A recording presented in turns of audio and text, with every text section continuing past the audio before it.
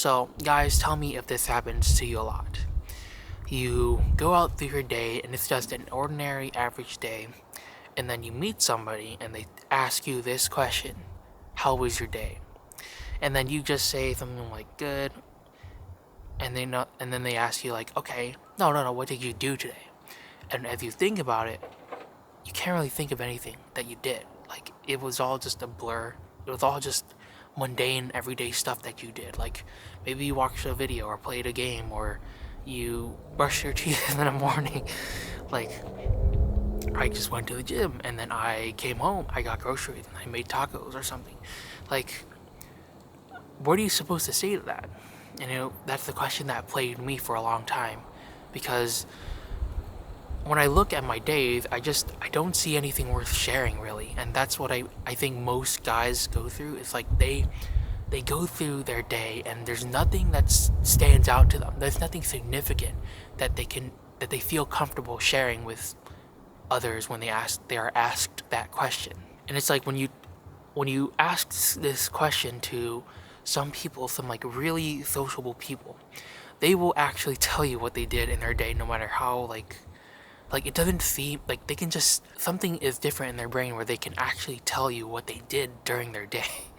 And it's like they remembered, and at the same time as they're telling it, it's not actually that boring. Like you're listening to it and you're like, oh wow, that's a lot of stuff you did. And then you can like have a good conversation around that. Basically, I think girls are really good at this, guys not so much, because what was relevant to share during the day. So one thing you can do is turn it into a story. So when somebody asks you what did you do today, you just, like, some of the best advice I've heard when it comes to storytelling is just relive the story.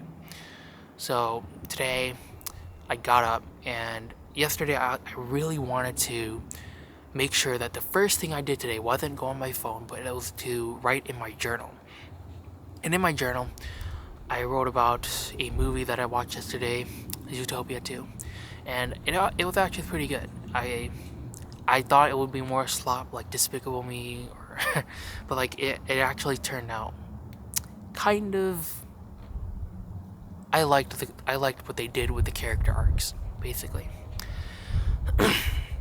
So I did that during my morning, and then as I was, pacing around the kitchen in the morning, I had a bagel for breakfast, and then I made a milk protein shake, and then I went to the gym, and in the kitchen, I wanted to cook today because we have this huge box of open pico de gallo, and I wanted to make tacos because that's what pico goes with. So I went to the gym first, did a workout. I did leg day, I did leg press. I maxed out the machine finally, which was fun. I mean, like, I could have done it a while ago, but I did it for reps, and like I don't do one rep maxes because that just feels dangerous to me. But even though I'm doing a machine, I don't do one rep maxes. Yeah, so maxed out the machine, and then I did calf raises, and then I did a trap bar deadlift. And like the funny thing is, like, 2 weeks ago I was able to do 315 for 3 reps. Now, like, and then in my last workout I did 315 for 1 rep, and now I can't even do 315, which is like, it's so confusing because it's like I got weaker even though I lifted more. So either my body's not fully recovered, but even though I take like 4 rest days in between. So it's like legs 2 days, legs 1 day, upper 1 day, legs. And like, you would think that's enough recovery time to basically recover and get stronger, but maybe not for deadlifts. I don't know. So I dropped the weight down to 285, and then I did a full 5 reps, and it's like I was able to do that, but like I don't know why there's a mental block that stops me from doing 315 now for some reason. But hey, that's still progress. And then I went to the store. It's Thanksgiving today, so the store I was next to was closed, but then I just went to a Cub.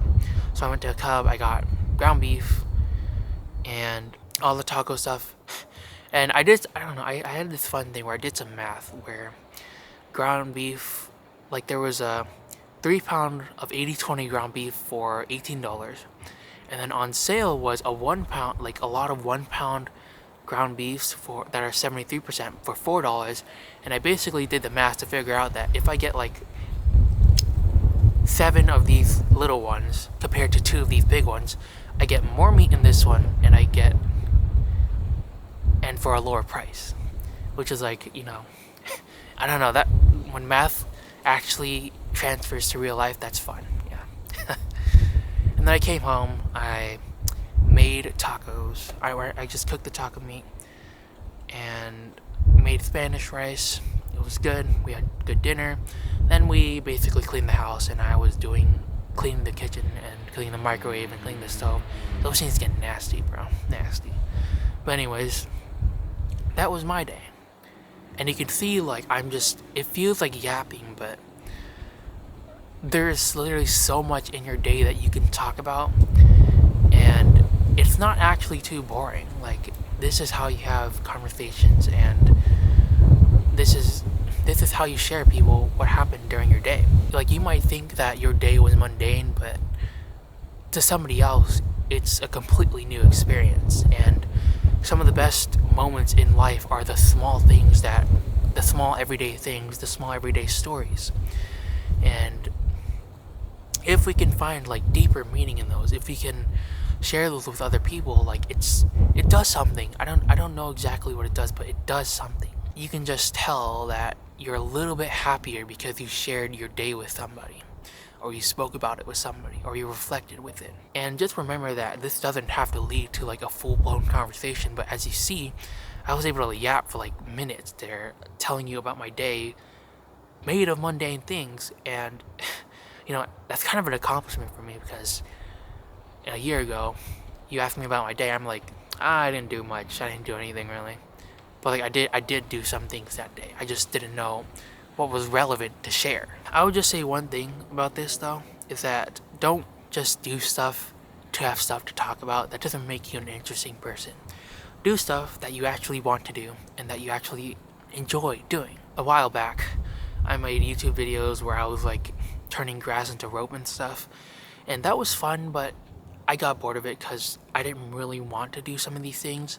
Like the biggest thing I got out of that series, the Explorers Challenge, was knife sharpening, which is, I don't do it that often now, but it's a useful skill, and it actually is kind of like therapeutic in a sense, because you're just doing rhythmic motions back and forth, and I have improved my technique since then. I don't bend my wrist when I do it. To actually be an interesting conversationalist, you have to share your thoughts, opinions, and ideas. You don't just do interesting things and then tell people about it, because that's not interesting.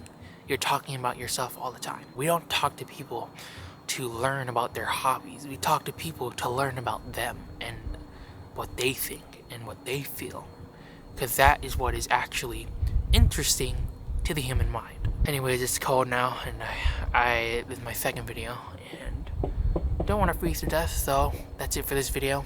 Thank you for watching.